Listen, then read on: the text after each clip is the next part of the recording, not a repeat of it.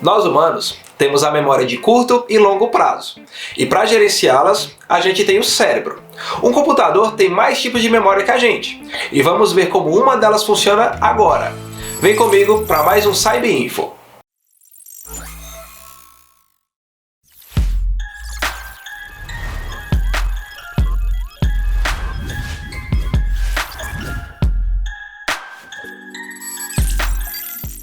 Se você assistiu ao nosso último vídeo sobre processadores, deve ter ficado com uma dúvida.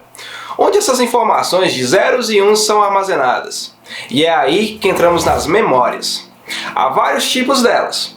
Isso porque cada tipo de memória possui uma limitação e uma função diferente.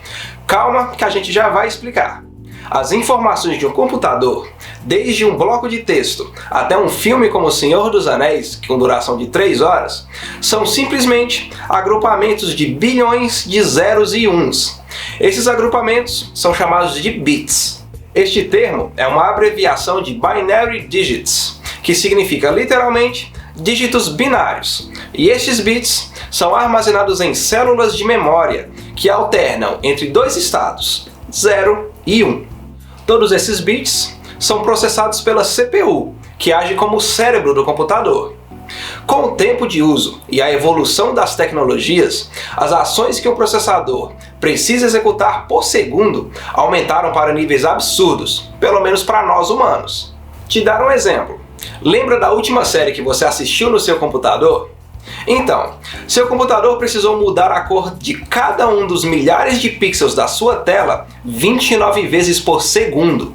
E esse foi um dos primeiros grandes desafios da computação. Onde armazenaríamos tantos dados para que o processador pudesse executá-los? Bem, as máquinas analíticas de décadas atrás recebiam instruções simples através de rolos de papel gigantes. Não seria o mais indicado para a quantidade de instruções de computadores de hoje, não acha? A solução encontrada para isso foi dividir o computador de uma forma bem parecida com o nosso cérebro. Nós temos a memória de curto prazo, para ações imediatas, e a memória de longo prazo, para informações mais permanentes. Quando você roda um programa no seu computador, seu sistema aloca na memória de curto prazo informações para realizar instruções. Por exemplo, a letra A do seu teclado é simbolizada por uma sequência de 8 bits, ou seja, 8 dígitos. E isso foi algo meio que condicionado. Alguém chegou e disse, vai ser esse número aqui. Se você pressionar a tecla A no seu teclado, o processador vai buscar a informação daquela ação. Como a informação daquele comando já vai ter sido carregada nessa memória de curto prazo pelo seu sistema operacional, a memória então retorna as instruções binárias para o processador. Nesse caso, os números que representam a letra A. O processador então quebra essas instruções e distribui para cada um dos componentes. No caso do exemplo de pressionar a tecla, ele precisa enviar essa instrução para o monitor exibir o resultado, que vai ser a letra A no seu editor de texto. Ou seja, você aperta a tecla e o processador vai consultar o que está pré-carregado na memória. Caso você esteja jogando um FPS, por exemplo, a tecla W vai ser reconhecida como o comando de andar. Entendeu aí? O tempo que o computador leva para processar essa troca de informações é conhecido como latência de memória. E como essa troca de informações precisa ser contínua para que um programa funcione, todas essas informações carregadas na memória podem ser acessadas em qualquer ordem, a qualquer momento. Daí vem o nome da memória de curto prazo do computador, Random Access Memory, ou RAM, que significa, em uma tradução literal, memória de acesso randômico. O tipo de RAM mais comum é a RAM dinâmica, ou DRAM.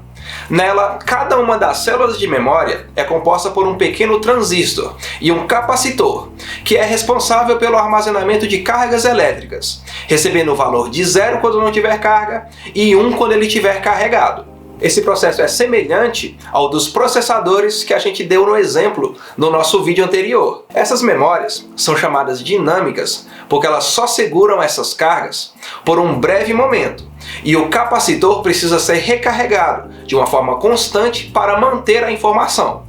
Mas mesmo com uma latência de memória de apenas 100 nanosegundos, o que é muito mais rápido do que o seu piscar de olhos, é um tempo muito grande para os processadores modernos, e é por isso que dentro deles existe uma memória cache de alta velocidade. Essa memória cache é conhecida como RAM estática ou SRAM. Ela é normalmente formada por um conjunto de 6 transistores interligados, que não precisam de recarga.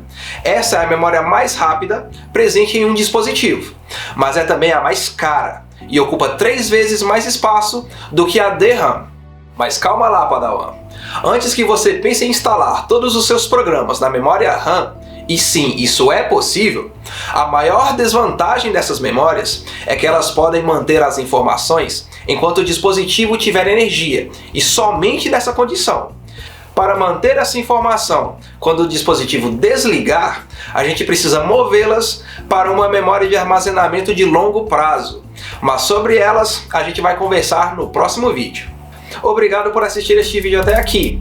Se você quiser, curta, comente e compartilhe nosso vídeo nas redes sociais, porque a gente tem muito mais coisa para mostrar para você.